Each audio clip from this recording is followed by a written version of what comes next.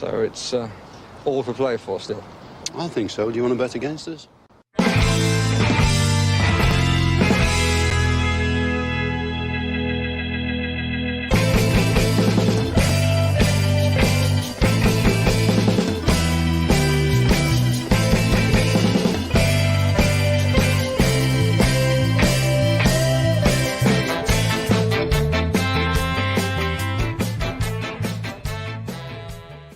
Hello, villains, and welcome to Further Love Paul McGrath podcast. Big day today. Don't forget to go live this time. Yeah, we are live. I can confirm the live sign is on in the top left-hand corner and it hasn't gone off again since. So we are live today for sure. Big day here in the country of Ireland today. We had St. Patrick's Day yesterday, and following on whereby we've got a different sport, should I say, from 5 o'clock is going to encapsulate the nation. But before that, we've got the real Lord Mayor's Ball, which is going to be Aston Villa versus Bournemouth at 3 p.m. Paddy, we didn't get your thoughts on this prior to the game because you were out enjoying yourself for your birthday. But what's your feeling? What's the gut feeling about this one today? Well, the good feeling is it's not going to be easy. They've been on a bit of a bounce lately. They've, despite the fact that they've lost a couple of games late on, they've probably deserved to get points out of in recent weeks. Arsenal being one. Can't remember what the other one was. Brighton maybe springs to mind. I could be wrong there. So despite the fact that I think we're going to win this game, it won't be any pushover for sure. Before we get into it, why does Paddy look 10 years younger? I think it's the green. I think green is his colour. I think that's what it is. But I don't think it's going to be a pushover either today. I think this game has got I think it's got, in the words of Paddy's favourite ever footballer, Steve Staunton, this is what Villa should consider a potential banana skin. I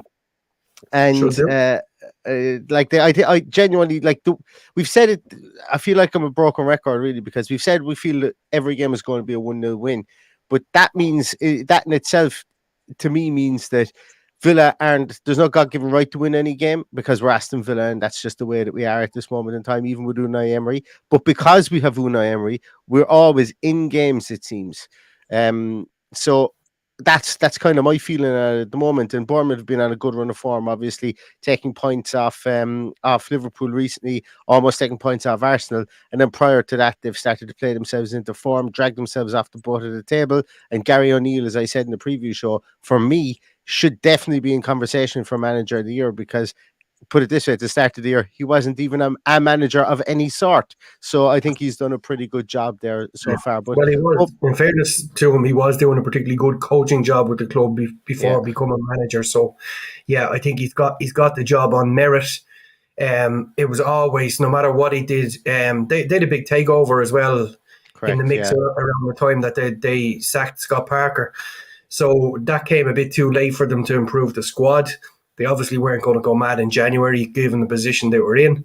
And I think he's done an excellent job to be still within a fighting chance of staying up, considering how bad it turned out. And this is a team that I know they beat us, but they got absolutely pummeled then a couple of weeks later by Liverpool 9-0. So there's a lot going on with Bournemouth. But for me, the game is going to be won and lost for us on how we marshal Philip Billing. He's the main man. He's playing a lot further forward than he has done in previous managers, and fingers crossed that we can. It's an even bigger job for whoever sits in beside, which is probably going to be John McGinn sitting beside Douglas Luiz today. So he's the kind of fella you can wind up as well. So get in there and wind him up and draw a yellow card out of him and keep him very quiet. If I remember rightly as well, Douglas Luiz and himself, I'm not going to say they have history, but it always feels like the two of them are always at each other and niggling away at each other in games as well. So with Billing playing further forward, I think Douglas Luiz would be asked to marshal him along with whoever's there. As you say, John McGinn is most likely to be in there. But yeah, and let's talk about Philip Billing for a moment, because Like little known fact, like Philip Billing has really had all of his footballing education in England, Danish international, obviously. Had all of his footballing education in England, came to Huddersfield Town, I think it was, and then moved on to Bournemouth. And he's a big, strong player whose physical ability just suits the English game. And Huddersfield took a chance on him, and now he's been like, I don't think he's that particularly old. I think he's only like 24 or 25 still. And there was talks that Liverpool were interested in buying him last season, bring him into their midfield, and Bournemouth were able to stave off that attention if it was real. But the reason that I want to talk about him is because he had previously been a kind of a kick everybody up into the air, dirtiest player in the league type player, playing as number 6, but now he seems to finesse the role, going further forward, as you said, and he's really becoming a new age Marouane Fellaini, and he's 6 goals already this season. So we're going to definitely have to keep an eye on him. And for such a big man, like against Liverpool, and I know Liverpool's defending was absolutely turgid, but he ghosted into the box nicely to be able to get on the end of that cutback as well. And with their wingers the way that they are, they need that type of presence, because that presence isn't coming from the likes of Solanke up top. Yeah, absolutely. He's just added that little extra dimension to their game. They will still sit quite deep and try to hit us on the break, and he has a pace which is very deceiving. So, he's the main man for me today. I think we get on top of him early on. I think we get ahead. I think getting ahead is very important, because they will shut up shop, and we saw how hard they were to break down in that first game of the season. And then because we were trying so hard to break them down, they broke and got the second goal. It'd be interesting team sheet for sure. They could make another change up top as well. Yeah. We'll hang on, and we'll see in the next. Well, we got 3 minutes to go. 3 minutes or so, and in that 3 minutes, we're going to go to your comments and see what you guys think. Firstly, Matt Hanlon, thank you so much again. Happy belated birthday! It's actually early birthday, because Paddy was celebrating his birthday early on Thursday, but he's another couple of days to go. Thanks for that. Cheers, Matt. And Nicholas Foskett as well. Thank you so much. Happy 38th birthday, Paddy. He guessed correctly, Paddy. He got it on the nose for that one. Have a point on me. 3-0 and trying to get his first. Somebody did say I look 10 years younger. I think I found on the microphone or the camera, did I? Exactly. A lot of people here. Where are we? We've got a lot of people in the chat. Thank you very much. And I think it shows good taste and good breeding by all of you, the fact that you're here and you're watching us today. Shout out to Chris from the Munster Lions, who's over there today. Chris. Born and bred Brummie, who's over there today to see the game. I hope we have a great weekend, and hope we get the 3 points. We're putting it all on you if we don't get the 3 points today, Chris. I've said that to 3 other people I know who are going over to the game. I said it's all your fault if A, we don't win, and B, if Bailey doesn't have an absolute stormer, then it's all on you. It's all your fault. No, great to see you over there, Chris, and I hope we get the result for you and for all of us and for everyone. People say, we should have been 17 minutes early today. After last week, Garrett McDonough asks, will Duran get his first start today, because Bailey doesn't look up for it the past couple of weeks? I don't know. I think Unai Emery is a man of his word, but while I don't think he's stubborn, I think he's a man of his word. And I would be surprised if Duran gets a start today, but I wouldn't be shocked, if that makes sense. I think it's more likely we see Bertie start. My money's on Bertie. Would not be surprised if Duran played. But I think it'd be Bertie today. I'd be absolutely shocked if it's Bailey today, but who knows? Diavolo Ukranio says, you two don't look as hanging as I thought you'd be. I didn't even have a drink yesterday. I'm waiting for today. So there won't be a post-match podcast. I know the teams are going to be out in a minute. There will not be a post-match podcast, regardless of what happens. There will not be one, because it'll have to happen tomorrow, and then you can see my bloodshot eyes. You can see my bloodshot eyes then again. People listening from Darwin, thank you very much, Tim. I think we might have a team. Announced. Yes, we do have a team announced. I'll save the team, the team alert. I will just go straight into it here. So our starting 11 is Ami Martinez in goals. Ami Martinez, we have a new signing in goals. His name is Ami Martinez. Emi Martinez in goals. Cash Konza Mings, Alex Moreno. Bailey starts. Douglas Luiz, John McGinn, Jacob Ramsey, and Buendia and Watkins. So it does look like we're going more 4-4-2 with Bailey in a more wider role, and probably a more familiar role for them for him if there is such a thing. And Buendia and Watkins up top. It's look, Leon Bailey gets another reprieve. He's in there again. As I say, he may be in last chance saloon here. If we're set up the way that team is set up there, and he plays Buendia off Watkins, that will see him in a more wide role that people tell us he's used to. So last chance saloon for him. I'm pissed off, to be honest. I don't know what what he's doing in training, because he's certainly not doing it on the pitch. But with these are the games we need to be going and winning. We don't need passengers. We need fellas that are willing to put in a fight, and it's just I'm annoyed now to see that name on the team sheet. But look, we'll be getting behind them no matter what it is. Look, it doesn't surprise me. I thought Bailey was most likely going to be in there again. Like as I say, any of the two, himself or Bertie, were the two people who were going to play in there.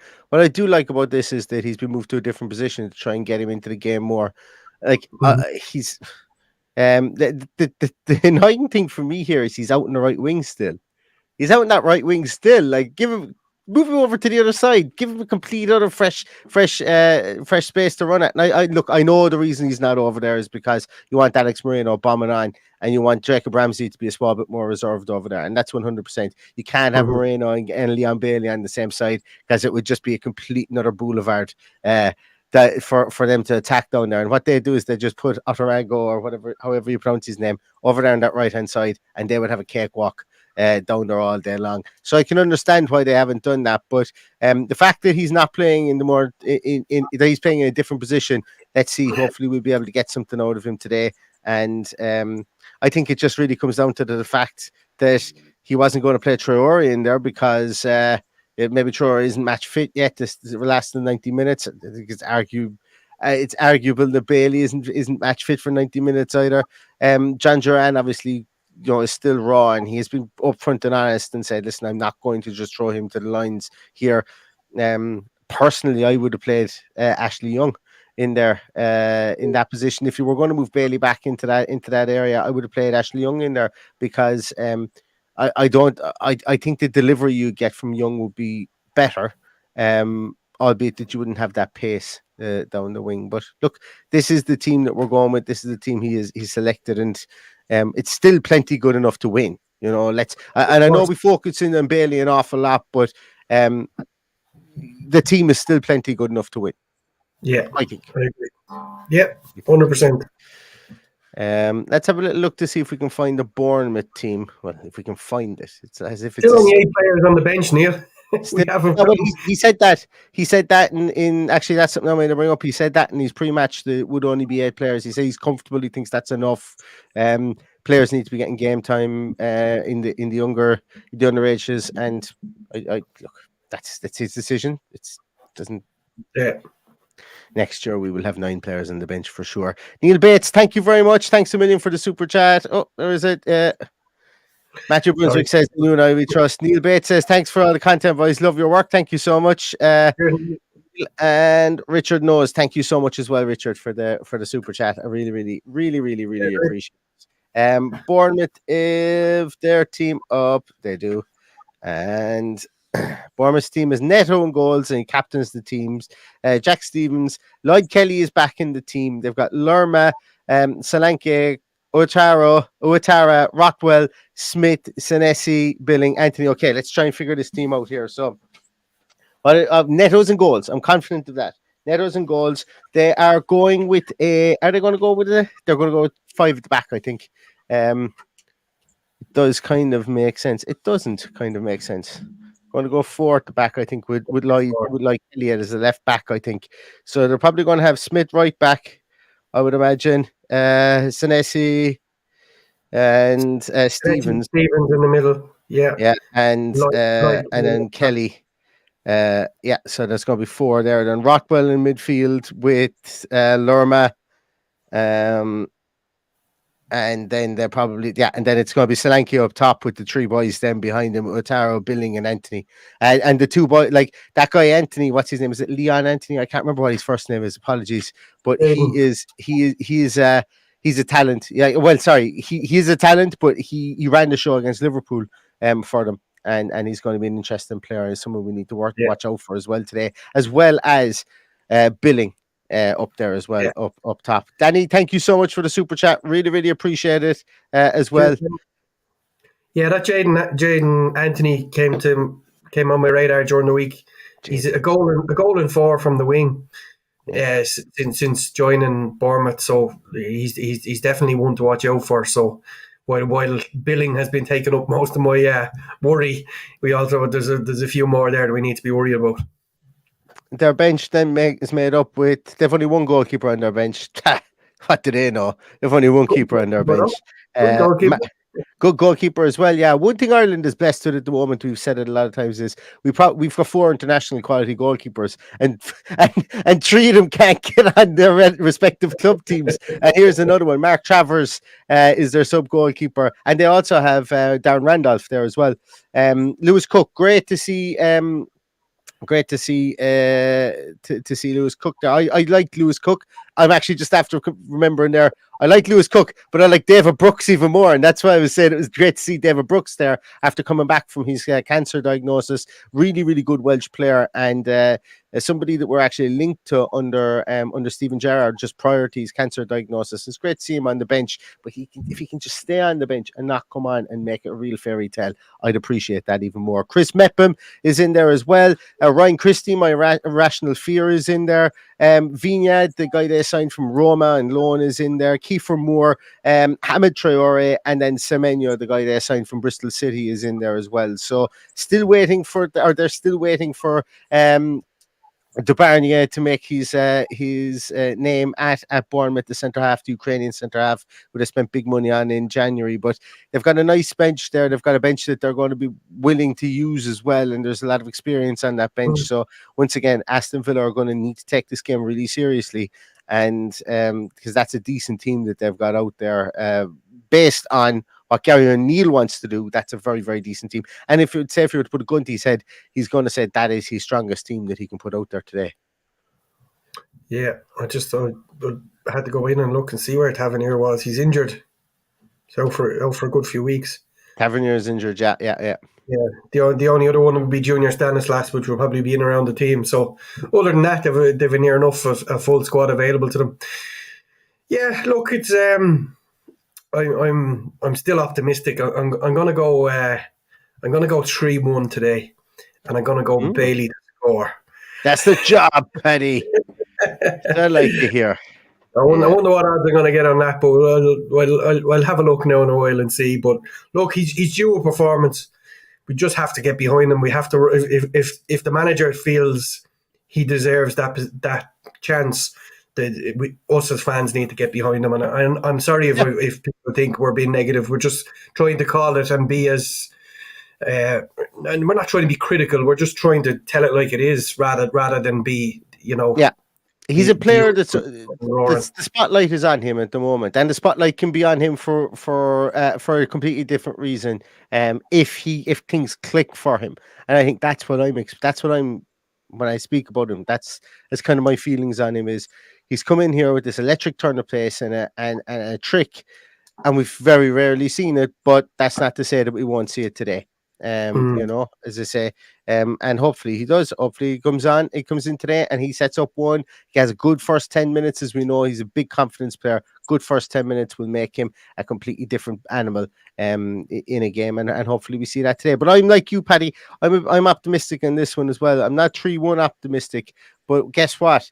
If anybody can guess what I'm going to go with my score, and I'm going to go with 1-0 Aston Villa today, because I think we're going to win every game 1-0 between here and the end of the season.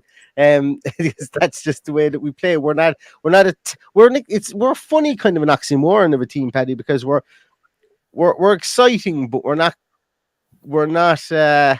we don't create a absolute wealth of clear-cut chances anymore, but we're still exciting in some ways, and it's interesting. But I think Aston Villa won and Bournemouth nil. And I think Ollie Watkins does it, and Ollie Watkins scores. Richard, thank you so much for that, Richard. Really, really, really, really appreciate it. Thank you so much to everybody for commenting in here. So Adam, good to see you, boy.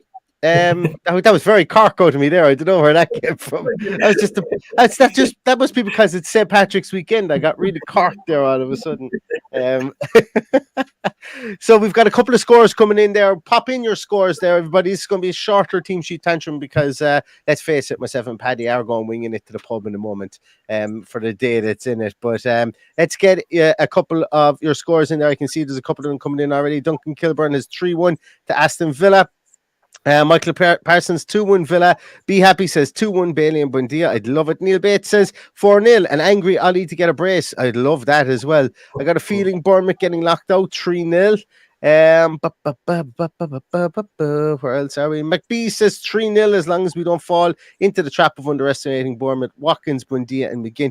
McGinn would be a good one to get a goal today. Dico says 2-1.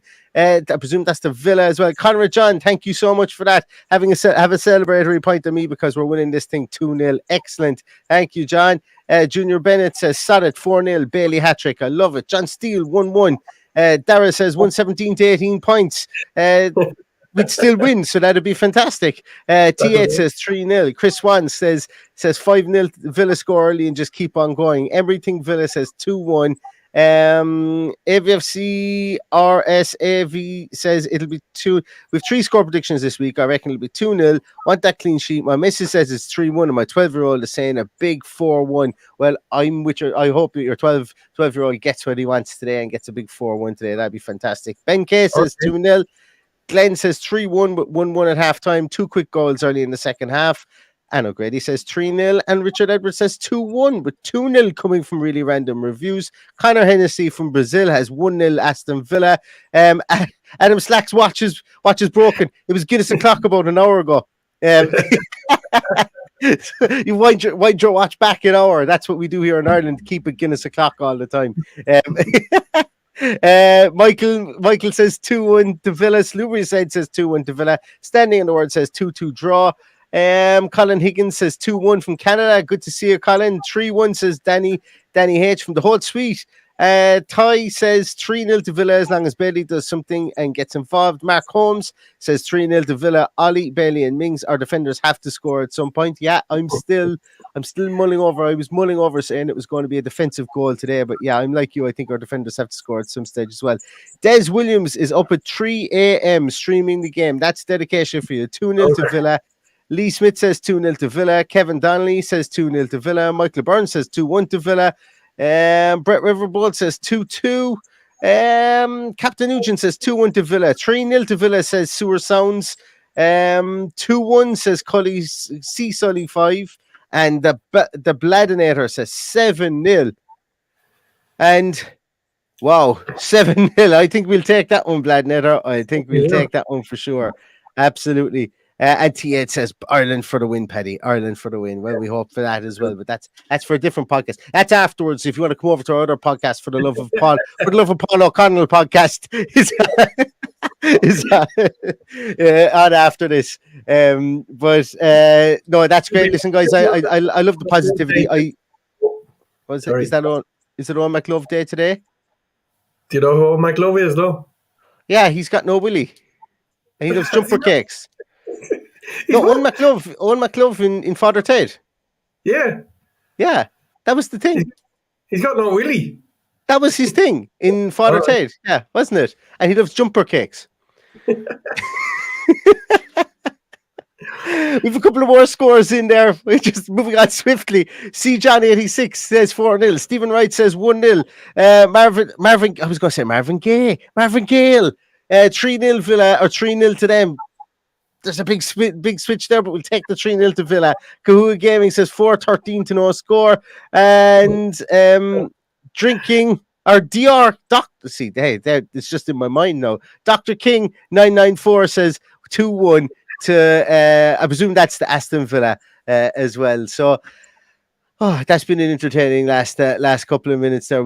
Things you never think you're going to speak about on a podcast are like our own McLove. But. We lost you, Neil, I think. I might unplug this up there. You're back in. Again. Well, on that, before any other tech gremlins come into it, Paddy, have you anything else to leave us on? Any words of wisdom before we depart and go into the day today? No, sure. Look, we'll score early, score often. Get behind the lads is the most important thing today. I'd love to see an early goal. I'd love to see a bit of an atmosphere.